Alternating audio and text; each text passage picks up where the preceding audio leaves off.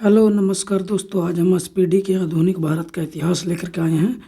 तो चलिए पहला क्वेश्चन देखते हैं। यूरोपियों के भारत आने का क्रम है। सबसे पहले पुर्तगाली आए थे, फिर डच आए, फिर अंग्रेज आए, फिर डेनिश आए, फिर फ्रांसीस आए, फिर स्वीडिश आए। सबसे पहले भारत आया था पुर्तगाली। सबसे पहले भारत आया था कौन? पुर्तगाली। भारत आने वाला प्रथम पुर्तगाली कौन था? Vasco D gamma. भारत आने वाला प्रथम पुर्तगाली कौन था? Vasco D gamma.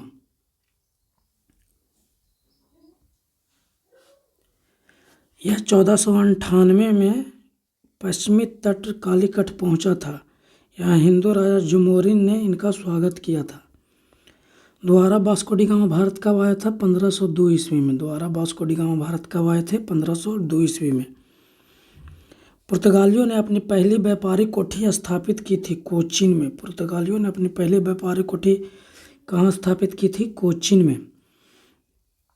भारत में पहला पुर्तगाली गवर्नर था फ्रांसिस्को डी अल्मीडा।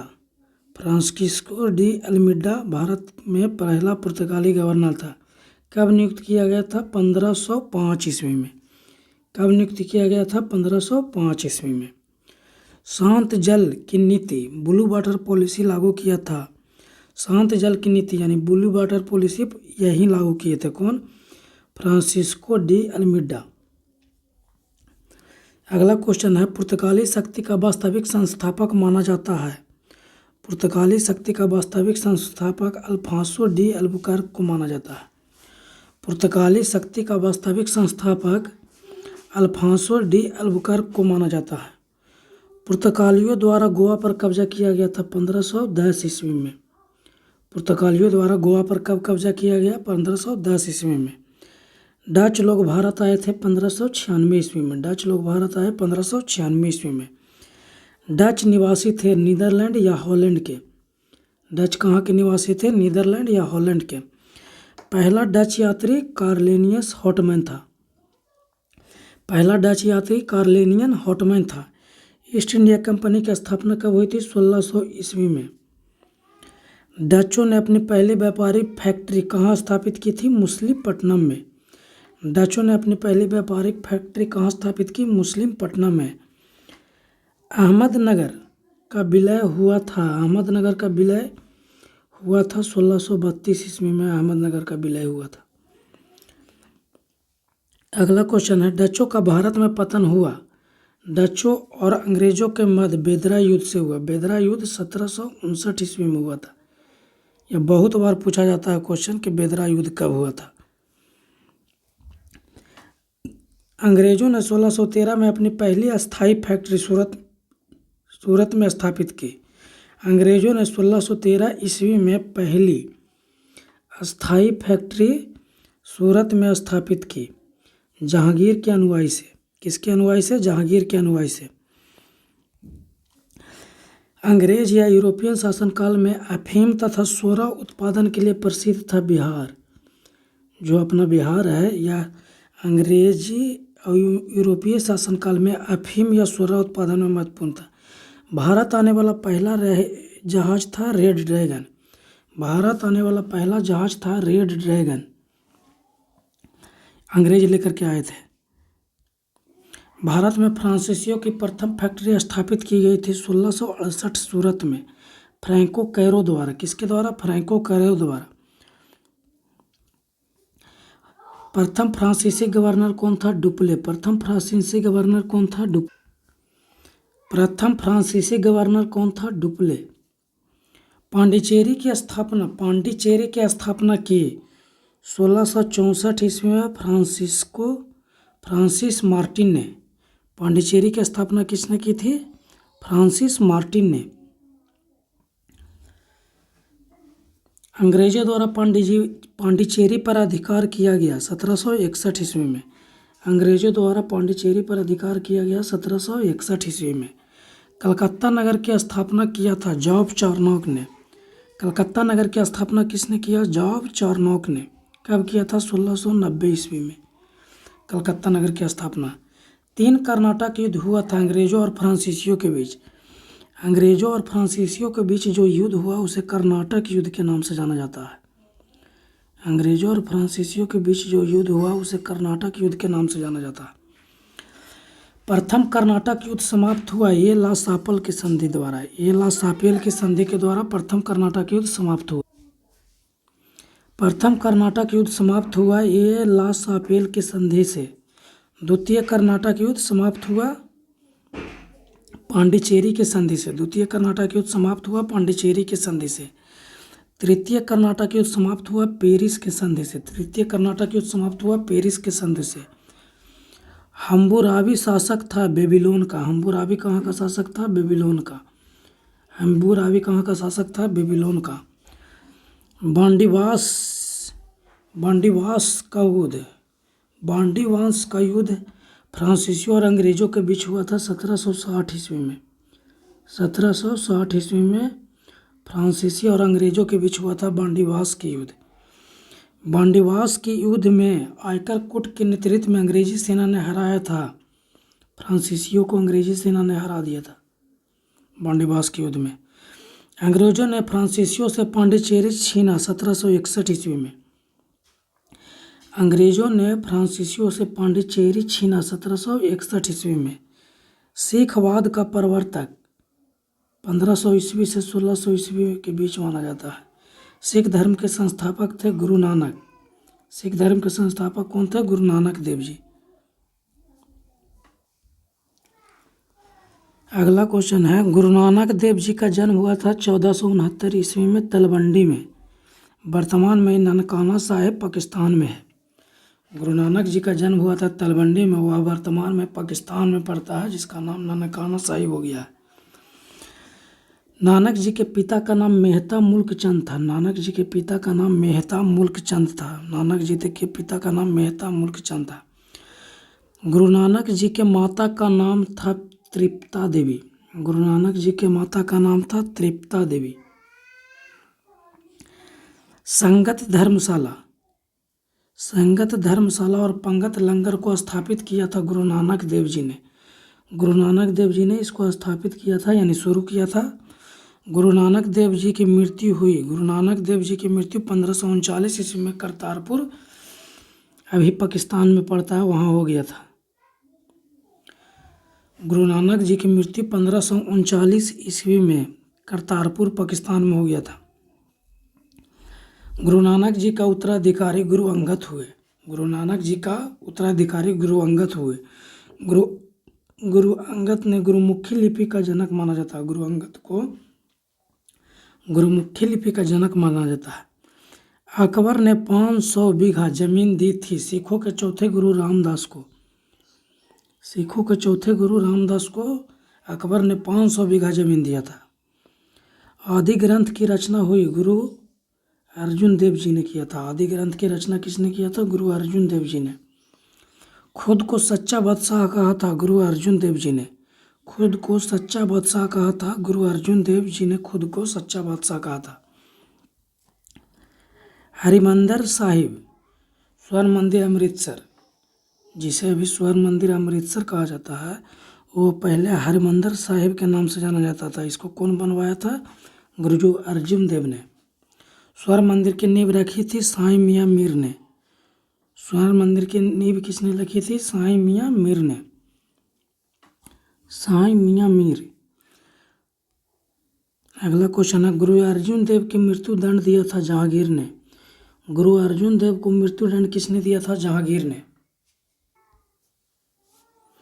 अगला क्वेश्चन है, श्री अकाल तख्त साहिब की स्थापना किया था गुरु हरगोविंद ने।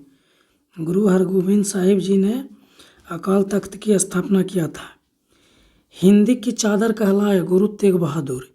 हिंद की चादर कहलाए गुरु तेग बहादुर। हिंद की चादर कौन कहलाए? गुरु तेग बहादुर। गुरु तेग बहादुर को मृत्यु दंड दिया था औरंगजेब ने।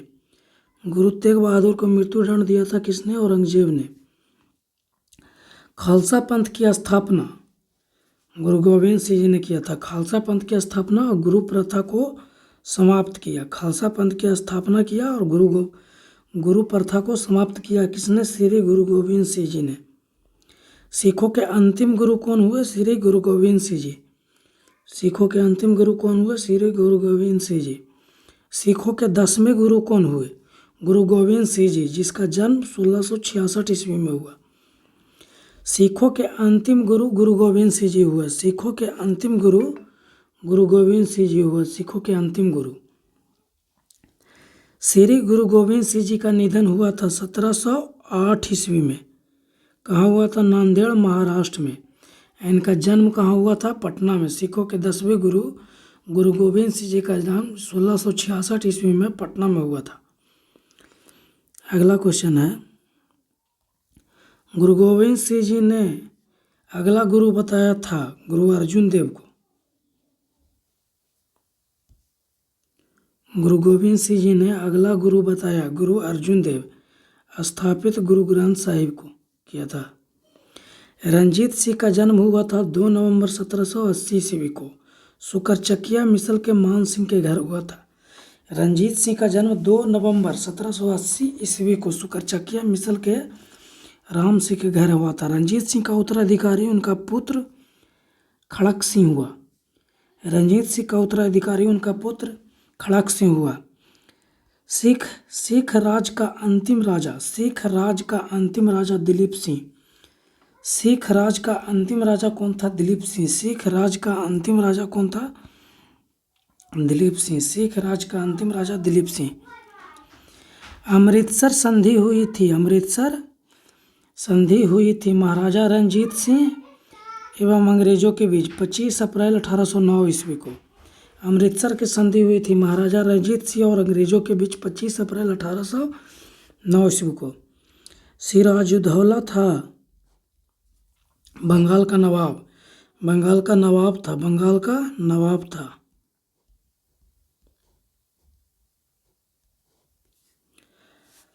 काल कोठरी की घटना घटी थी, यानी ब्लैक होल की घटना घटी थी 1756 ईस्वी में। 20 जून 1756 ईस्वी को ब्लैक होल की घटना घटी। यह सिराजुद्दौला के समय में हुआ था। अलीनगर की संधि कब हुई थी? 1757 ईस्वी में। अलीनगर की संधि कब हुई थी? 1757 ईस्वी में। सिराजुद्दौला और ईस्ट इंडिया कंपनी के बीच हुआ था अलीनगर की संधि। अलीनगर की संधि कब हुई थी? 1757 ईस्वी में। दास प्रथा को समाप्त किया मीर कासिम ने। दास प्रथा को किसने समाप्त किया? मीर कासिम ने। दास प्रथा को किसने समाप्त किया? मीर कासिम ने। प्लासी का युद्ध हुआ था 23 जून 1757 को। प्लासी का युद्ध हुआ था 23 जून 1757 ईस्वी को। प्लासी का युद्ध हुआ था। प्लासी का युद्ध 23 जून 1757 ईस्वी को। इसमें अंग्रेजों की तरफ से उनके सेनापति रॉबर्ट क्लाइव लड़े थे और दूसरी तरफ से बंगाल के नवाब सिराजुद्दौला थे। सिराजुद्दौला के हार हो गया था। सिराजुद्दौला का सेनापति मीर जाफर था। सिराजुद्दौला का सेनापति मीर जाफर था। इसी ने धोखाधड़ी किया था, तब सिराजुद्दौला की हार हुई थी। प्लासी युद्ध का मैदान स्थित है बंगाल में। प्लासी युद्ध का मैदान कहाँ स्थित है? बंगाल में। प्लासी युद्ध का मैदान कहाँ स्थित है? बंगाल में। मीर जाफर बंगाल का नवाब बना। मीर जाफर बंगाल का नवाब बना 1757 में। अब मीर जाफर को नवाब क्यों बनाया गया था? क्योंकि इसने 1757 में जो प्लासी का युद्ध हुआ था, मीर जाफर उस समय सिराजुद्दौला का मंत्री था या सेनापति कह सकते हैं। इसी ने धोखा दे करके सिराजुद्दौला को हरवा दिया था।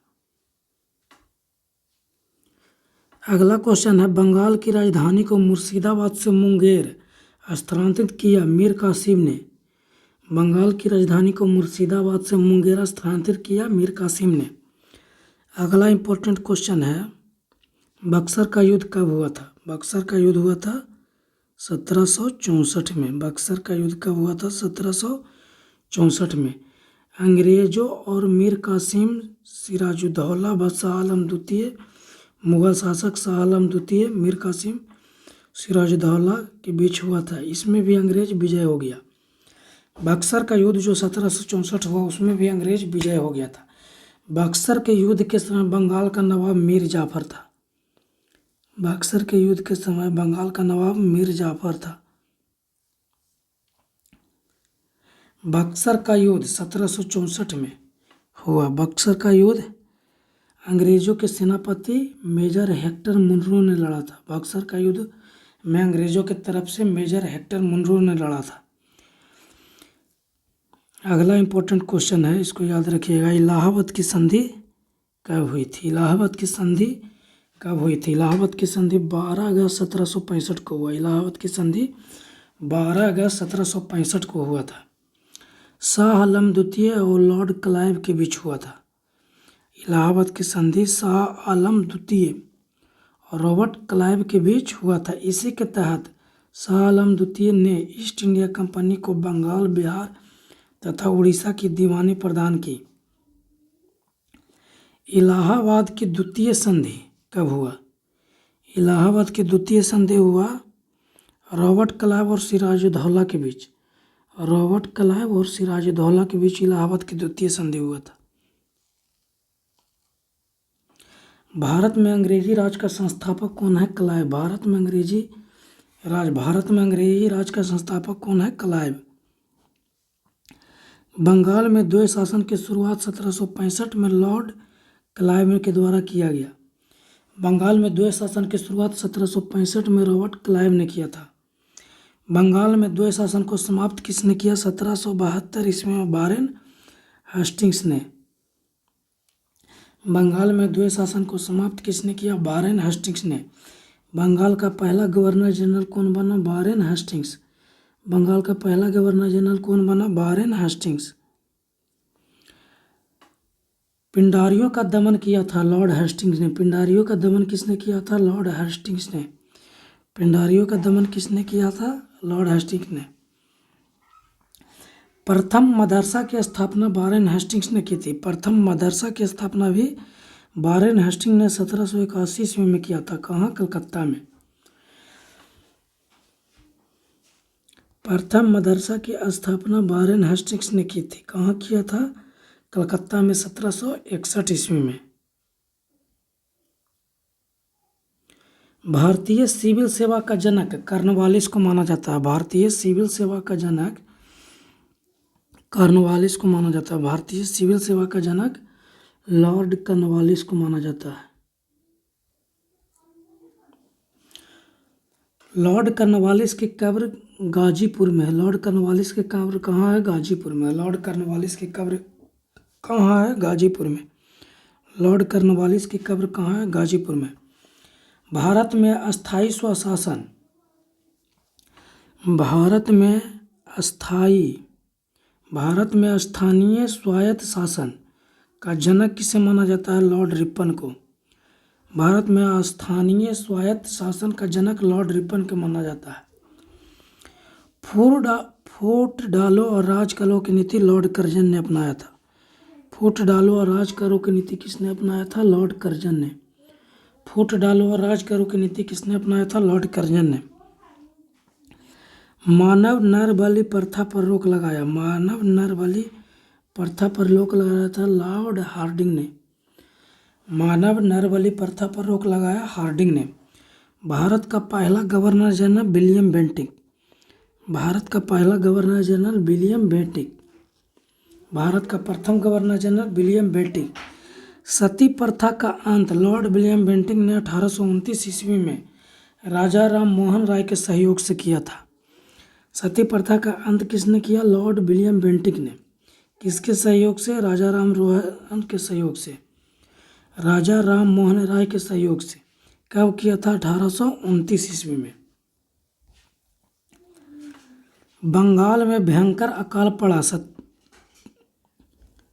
1770 ईस्वी में। बंगाल में भयंकर अकाल कब पड़ा था? 1770 ईस्वी में। हैदर अली मैसूर का शासक बना 1761 ईस्वी में। हैदर अली मैसूर का शासक कब बने थे? 1761 ईस्वी में हैदर अली मैसूर। हैदर अली की मृत्यु कब हुई? 1782 ईस्वी में।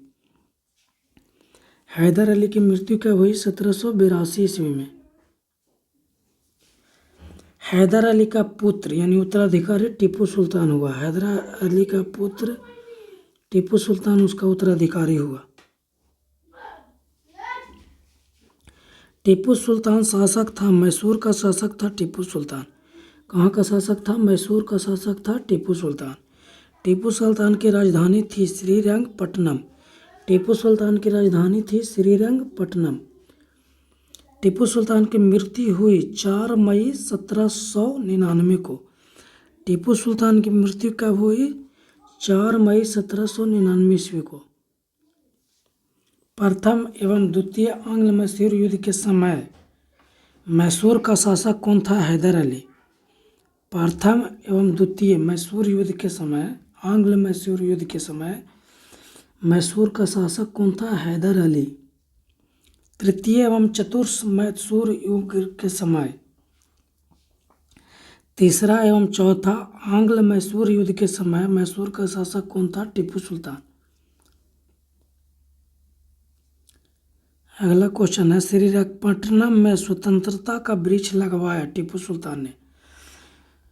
श्रीरंगपट्टनम में स्वतंत्रता का वृक्ष लगवाया किसने? टीपू सुल्तान ने लगवाया था। अगला क्वेश्चन है, रैयतवाड़ी व्यवस्था। रैयतवाड़ी व्यवस्था किसानों के साथ किसने लागू किया था? सर्वप्रथम किसने लागू किया? 1792 ईस्वी में रीड एवं थॉमस मुनरो ने लागू किया था। रीड एवं थॉमस मुनरो भी कह सकते हैं इसको। कहाँ लागू किए थे? तमिलनाडु में लागू किए थे। रैयतवाड़ी व्यवस्था किसानों से वसूला जाता था, यह सर्वप्रथम किसने लागू किया? रीड एवं थॉमस मुनरो ने। कब लागू किया? 1792 ईस्वी में। कहाँ लागू किया? तमिलनाडु में। मद्रास एवं बम्बई, मद्रास एवं बम्बई प्रेसिडेंसी में रैयतवाड़ी व्यवस्था किसने लागू किया था? थॉमस मुनरो ने। कब? 1820 ईस्वी में। बंगाल एवं बम्बई एवं मद्रास प्रेसिडेंसी में रैयतवाड़ी व्यवस्था लागू किया थॉमस मुनरो ने 1820 ईस्वी में।